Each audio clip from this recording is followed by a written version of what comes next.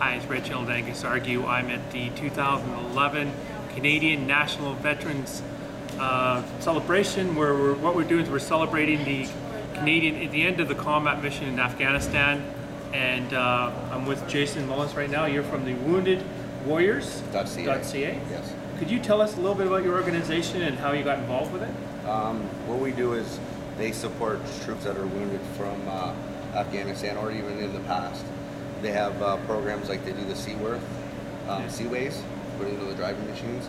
They also have a post-traumatic stress disorder because a lot of soldiers you can't see their wounds and stuff. And then also we have on a case-by-case basis, what Wayne Johnson does is he looks at case by case, he'll look at something, and then it could be anything. The guy could want an instrument to play, you know what I mean? And the guy would be like, oh yeah, sure, we can do that, or I need a flight to see my family or something. So they do stuff like that. And they also associate with the Ministry of National Defense. And how I got involved it was weird. I was just looking on a website one day in woundedwarriors.ca, and it came up, and then there was a link to Wayne, so I called him up and I said I want to do a fundraiser in September for our troops and stuff. I sent him my plan, he sent it back, and then next thing I know I ended up here. So how many wounded Canadian soldiers are we talking about at this time that you've been helping? They've helped probably thousands.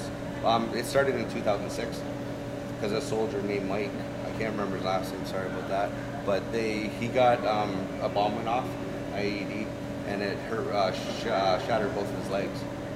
So Wayne Johnson is the one that what he did, he knew the family and he also recruited the guy.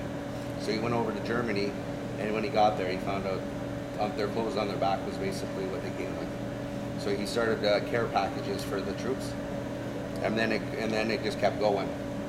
And our commercials now Don Cherry's in them, and stuff. Also in 2009, I think it's 2009, Paul Tracy drove IndyCar in Toronto, a Wounded Warriors car. Julian Austin is also involved with your organization. Yeah, in July, he's done a lot for Wounded Warriors. Also in July, he's in I think Whitby. I can't remember for sure, but it's on our website. And it also he does songs that night for a couple hours, and there's a dinner and stuff. I think the tickets are like $25 each or something. And you have some tattoos that I noticed that. Could you show some of the tattoos? Yeah, I got the supporter troops here. If you can't stand behind them, and stand in front of them and stuff. Then I got the one up here that says support, and then our troops, and then the giant poppy. And then for the memory of our soldiers, which is the poppy is for, I have the cenotaph in memory of fallen soldiers. And I got them because it's sad that Americans are more patriotic than we are. I found, because all the fundraising I've done, calling people for stuff for the events, you don't get as much support as we should. And I've never been in the military. I've never been around it. It's just something that I feel that I owe the people that did what they did. I owe them my life. I wouldn't be free today if it wasn't for them. So I want to show that everybody out there that this is what I support. And I've got into arguments with people over them, especially younger kids, because they don't know what they got. I've been to Morocco and stuff and get off the boat, and there's people, little kids, 5, 6 years old. There's no family services out there. If you don't have family, you're running around the streets looking for stuff. So, and there's a lot of Canadians there that don't understand that. You know what I mean?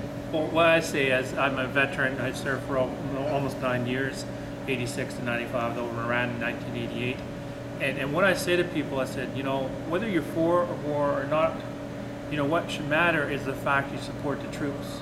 Because we are all Canadians. Oh, yeah. And what happens is that, I chose to serve in the military. Other veterans chose to serve in the military. That's our choice.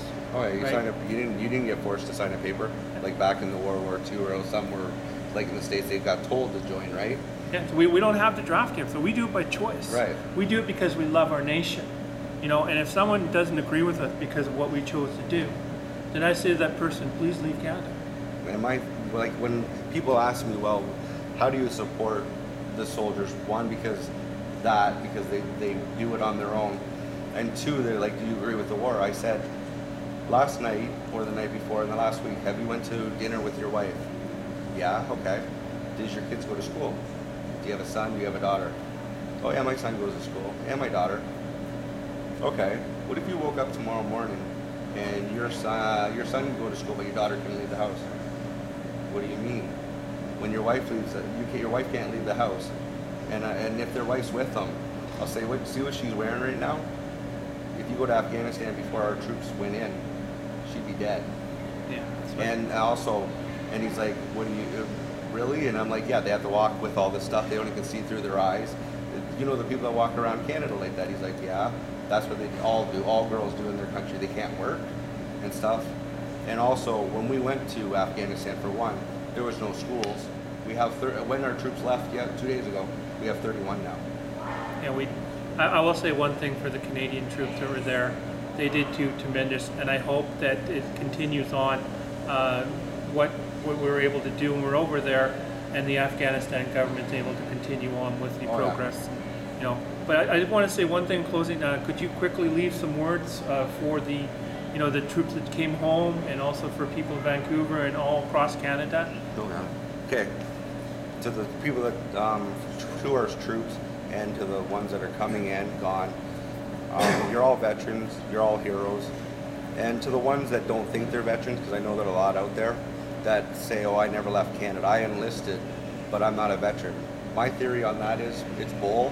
I don't agree with the theory on it, because if you signed a paper and you got enlisted, once you sign that paper and they say you're in the Army, you're a veteran, because you've done stuff in Canada to help our troops overseas. And to the people that don't like the war and stuff, sorry, on D-Day when we took Germany back for that people, we were there 2 years before the U.S. was. And the only reason the U.S. got involved is because they got bombed. Yeah.